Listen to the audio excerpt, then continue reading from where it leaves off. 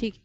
जसं आता आपण हे ASPX कडून ह्या फाईल्स घेतल्या, तसंच आपल्याला काय करायचं आहे आता ह्या फाईल घेऊन आपल्याला फ्रंट एंड आणि बॅक एंड आपल्याला सेपरेट करायचं आहे, जे की ASPXच्या कोडमध्ये एकत्रच आहे, की फ्रंट एंड आणि बॅक एंड एकत्रच आहे.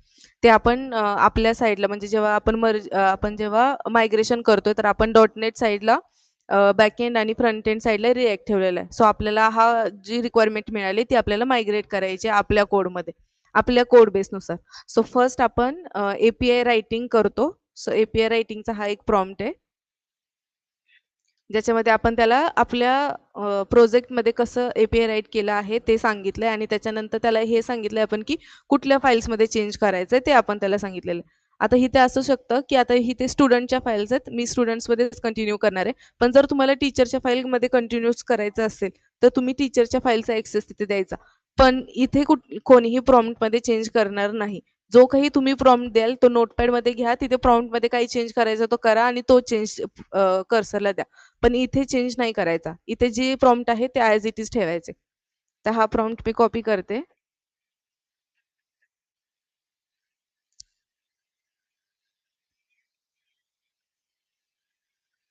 आणि एक अजून एक सांगते की जेव्हा पण तुम्ही न्यू स्क्रीन स्टार्ट कराल तर हा कोड ही जी आहे त्याची हिस्ट्री कर्सरची ती कंप्लीट क्लीन असली पाहिजे.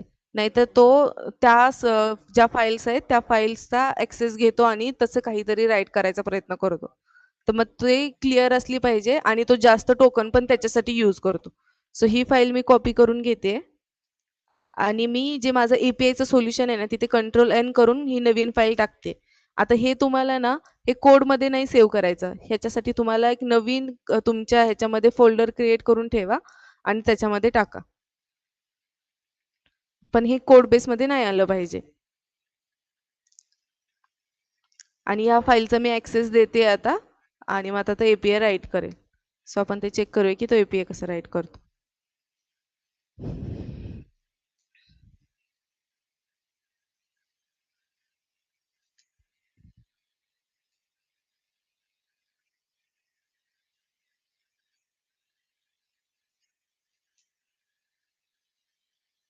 आणि या प्रॉम्प्टमध्ये असं पण एक आहे की आपल्याला ना जे आपण इथून API राईट करणार आहोत ना तर त्या APIचे आपल्याला एंड पॉइंट्स लागतात, त्याची बॉडी लागते.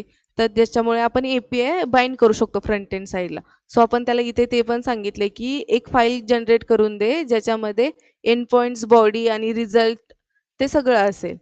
सो आपल्याला ती पण एक फाईल मिळेल जी आपल्याला फ्रंट एंडला यूज होणार आहे.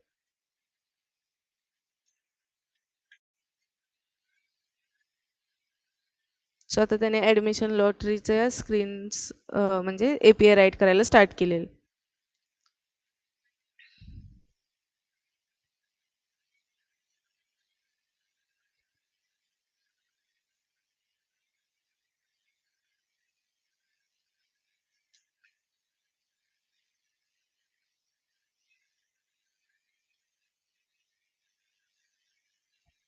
आणि नेहमी चेक करायचं की तो कोणत्या कोणत्या फाईलमध्ये चेंज करतोय आणि काय काय चेंज करतोय. त्याने दिलेला चेंज लगेच ऍक्सेप्ट नाही करायचा. त्याने काय दिले ते पहिलं चेक करायचं आणि त्याच्यानंतरच मग ती ऍक्सेप्ट करायची. तर मी ह्या सगळ्या फाईल झाल्यानंतर फक्त एकदा चेक करेल की त्याने काय काय चेंज करून दिलंय. त्याने काही एक्झिस्टिंग आहे आपलं ते रिमूव्ह नाही ना केलं. कारण आपल्या कोडमध्ये भरपूर आपल्या ज्या रिपोमध्ये भरपूर कोड आहे जो एक्झिस्टिंग स्क्रीनसाठी आहे. तर मग त्याने त्याच्यामध्ये काहीतरी चेंज करून त्याच्यामध्ये प्रॉब्लेम नाही आला पाहिजे. थोडंसं कोडचं जे अंडरस्टँडिंग आहे ते आपल्याला असलं पाहिजे आणि तो काय देतोय हे पण आपल्याला समजलं पाहिजे की तो एक्झॅक्ट काय देतोय ते.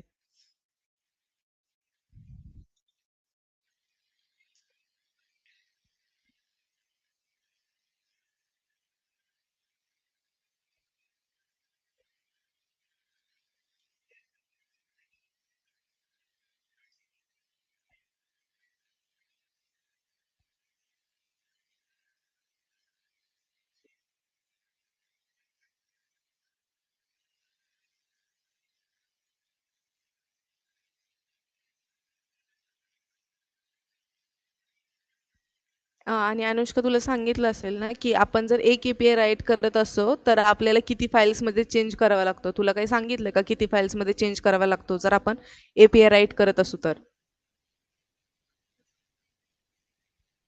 एपीआय राईट करू फ्रंट एंड की back end ma'am? API write आपण बॅकएंड साईडला करतो आणि एपीआय बाइंड आपण फ्रंट एंड साईडला करतो, नेहमी लक्षात ठेव. Yes yes.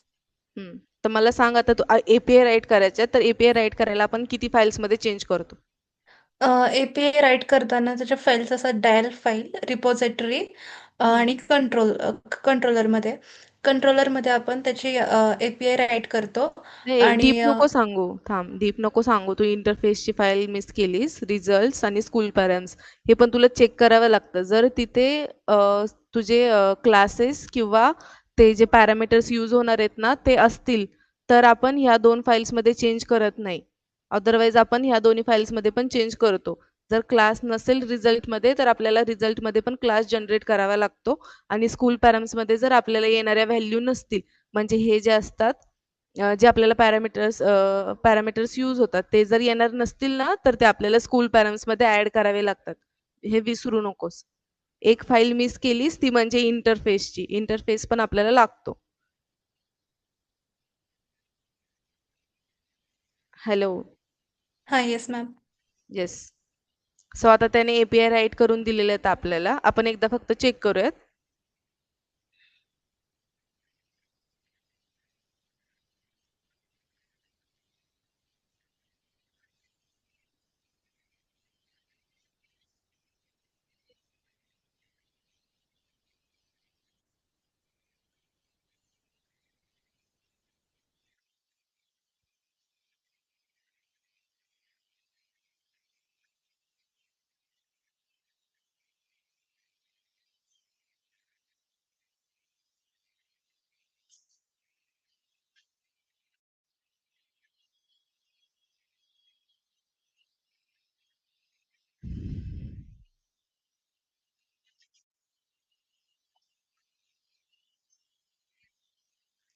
ठीक आहे. त्याने आपल्याला सगळं चेंज दिलेलं आहे. त्याच्यानंतर आपण जे सांगितलं होतं, की मी मगाशी सांगितलं, की मला या एपीआयचे एंड पॉइंट्स, त्याची बॉडी आणि त्याचा जो रिस्पॉन्स असेल ना, तो पण आपल्याला लागेल एपीआय बाइंड करण्यासाठी.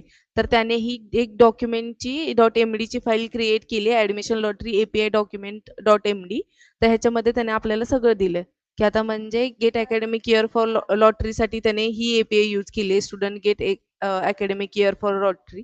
मग त्याच्यासाठी बॉडी काय असेल, त्याचा रिस्पॉन्स काय असेल आणि हा जर कल आपण पोस्टमन मध्ये दिला तर तो आपल्याला ॲज इट इज ह्याची बॉडी घेतो. आपल्याला फक्त आपली लोकल होस्टची यूआरएल असते ना ती चेंज करायची असते. त्याच्यानंतर ती एपीआय रन होते. सो हा कर्लचा पण यूज काय असतो ते समजून घ्या. तर त्याचनुसार त्याने आपल्याला ना हा सगळा चेंज दिलाय, म्हणजे कुठली कुठली एपीआय यूज होणार आहे, काय काय होणार आहे हे आपल्याला दिलेलं आहे त्याने. ठीक आहे. एपीआयचं इथपर्यंत क्लिअर आहे सगळ्यांना? Yes ma'am. ओके. काही क्वेश्चन आहेत? आहे. अंजली मॅम, अंकिता? नाही. नाही. ओके. अंकिता, रेकॉर्डिंग स्टॉप कर.